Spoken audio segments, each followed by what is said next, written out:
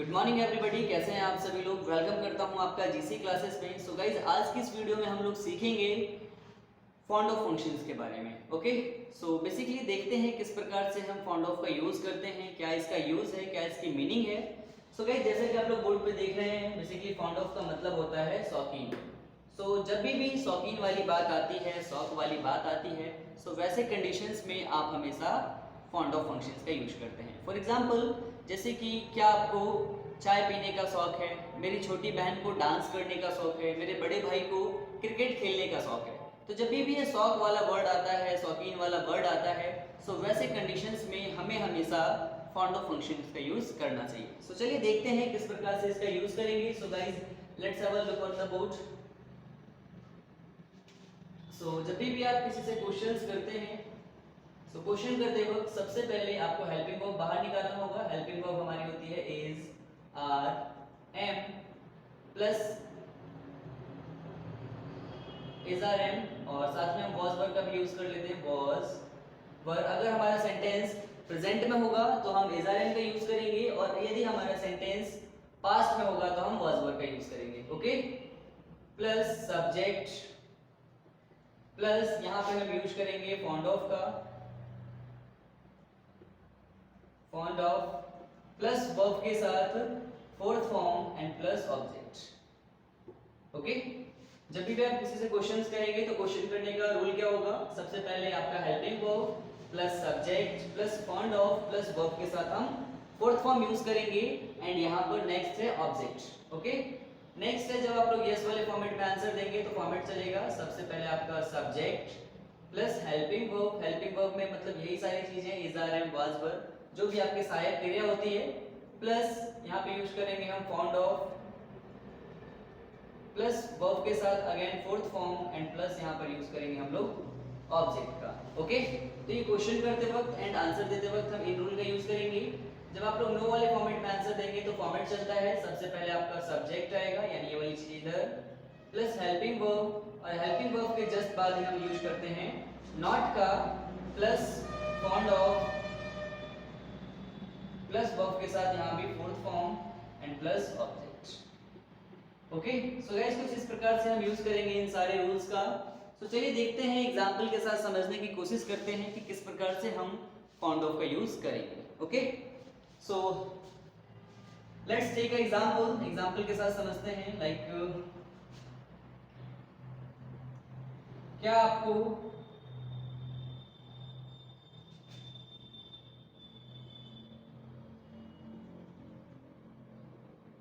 चाय पीने का शौक है? क्या आपको चाय पीने का शौक है? यहाँ पे क्वेश्चन किया गया है कि आपको चाय पीने का शौक है। तो हमेशा की तरह सबसे पहले हम पहचानते हैं सेंटेंस को, देन दूसरी चीज हम वचन देखना होता है। सो मैं यहाँ पे रूल लिख देता हूँ आप लोग के लिए। पहला है पहचान, कि आपको सेंटेंस को पहचानना होता है, देन दूसरी आपको वचन को फाइंड करना होता है कि कौन से वचन का सेंटेंस है। ओके, तो सबसे पहले यहाँ पे पहचान है। पहचान में आप देखेंगे क्या आपको चाय पीने का शौक है, तो मतलब यहाँ पे है हूं में आ रहा है। तो इससे ये चीजें क्लियर हुई कि जो सेंटेंस है वो आपका इज आर एम फॉर्मेट से लिया गया है। अब ये कैसे क्लियर होगा कि ये इज आर एम में से किससे बनेगा, इज से, आर से या फिर एम से? तो इसके लिए हमें क्या करना होगा, सबसे पहले हमें देखना होगा यहाँ पे सब्जेक्ट क्या है, बात की जा रही है आपको।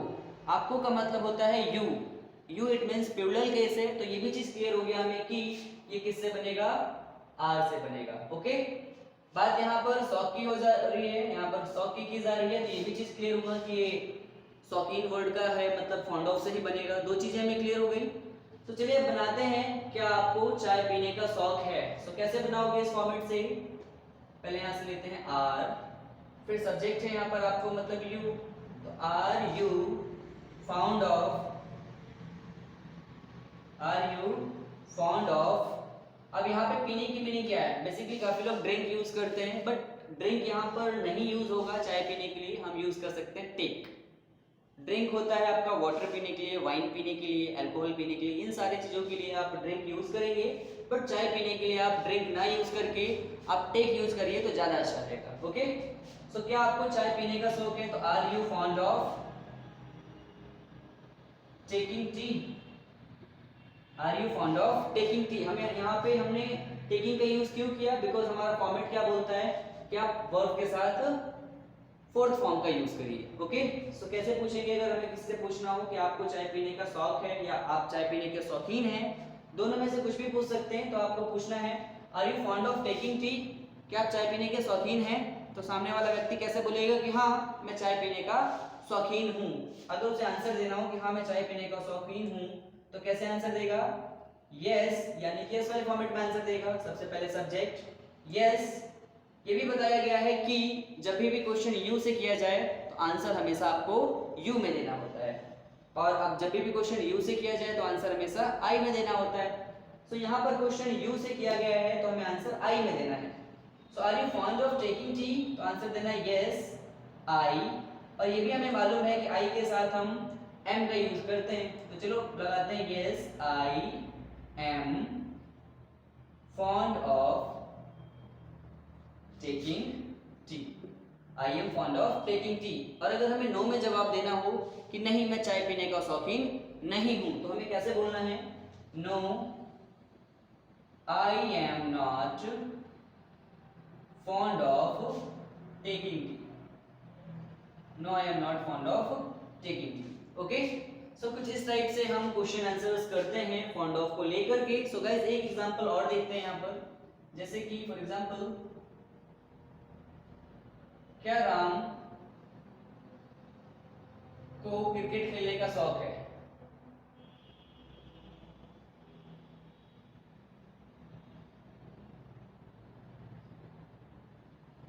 क्या राम को क्रिकेट खेलने का शौक है? तो यहाँ पे क्वेश्चन किया गया है कि क्या राम को क्रिकेट खेलने का शौक है। तो यहाँ पर सबसे पहले देखेंगे आप हैमू में है, मतलब इज़ार से बनेगा। दूसरी चीज बात राम की जा रही है, तो राम यहाँ पर सिंगुलर केस है, यानी ये भी क्लियर हो गया कि इज से बनेगा। शौक का सेंटेंस है, मतलब ये भी क्लियर है कि फाउंड ऑफ का फॉर्मेट से बनाया जाएगा। ओके, तो चलिए बनाते हैं। क्या राम को क्रिकेट खेलने का शौक है? तो कैसे बनाओगे आप? इज राम, बिकॉज राम यहाँ पे सिंगुलर है तो पहले इज का यूज करेंगे, और सब्जेक्ट क्या है हमारा? राम है। So is Ram found of, is Ram found of, खेलने की मीनिंग यहाँ पे प्ले होगी, तो प्ले का फोर्थ फॉर्म क्या हो जाएगा? प्लेइंग हो जाएगा। तो is Ram found of playing cricket. क्या खेलने का शौक है उसको? क्रिकेट का शौक है, तो क्रिकेट लिख दीजिए। Is Ram found of playing cricket.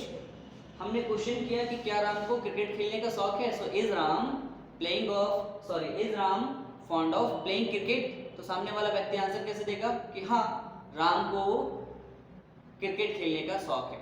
तो कैसे बोलेगा वो answer? Yes Ram is fond of playing cricket.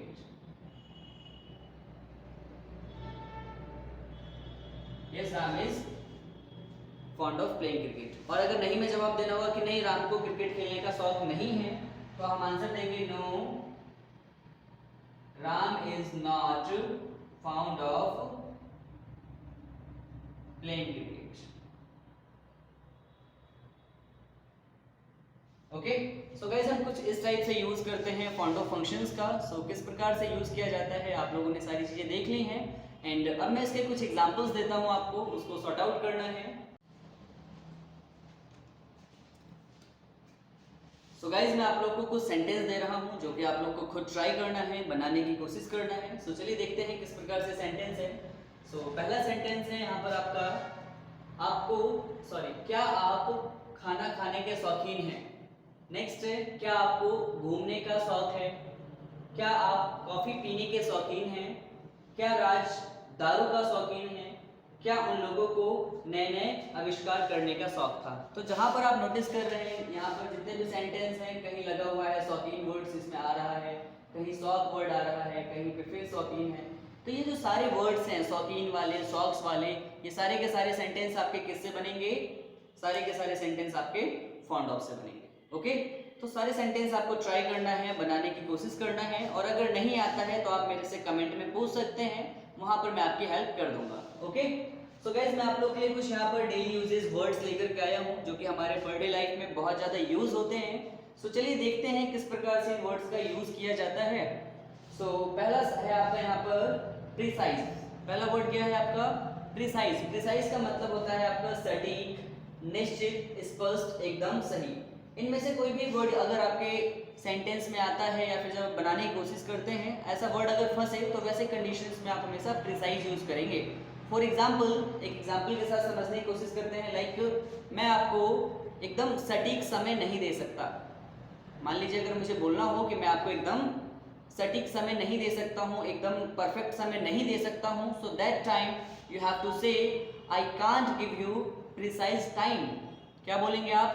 I can't give you precise time, यानी कि मैं आपको बिल्कुल सटीक समय नहीं दे सकता हूँ। ओके, अगला वर्ड है आपका स्वेलो। क्या है? स्वेलो। स्वेलो का मतलब होता है निगलना, सहन करना या फिर पी जाना। तो जब भी आपको बोलना हो कि मैं उसके बहाने को सहन नहीं कर सकता, अगर मान लीजिए आपको कहना हो कि मैं उसके बहानों को सहन नहीं कर सकता, तो आप क्या बोलेंगे? आपको जब बोलना होगा कि मैं उसके बहानों को सहन नहीं कर सकता, तो आप बोलेंगे I can't swallow him excuses. क्या बोलेंगे आप? I can't swallow him excuses. Okay, so कुछ इस टाइप से हम इसका भी यूज कर सकते हैं। अगला है फॉरबिड। फॉरबिड का मतलब होता है रोकना या फिर मना करना। तो जब भी आपको बोलना हो कि भगवान ना करे कि ऐसा फिर कभी हो, तो रोकने वाली बात आई कि भगवान ना करे कि ऐसा फिर कभी हो। सो आप ऐसे कंडीशंस में एक एग्जांपल दे सकते हैं, like God forbid that this should ever happen again. It means भगवान ना करे कि ऐसा फिर कभी हो।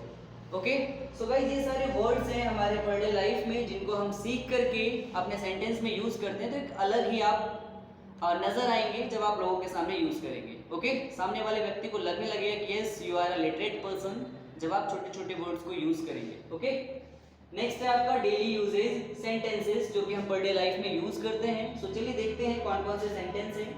सबसे पहला है exactly the same. Exactly the same का मतलब होता है बिल्कुल वैसे ही।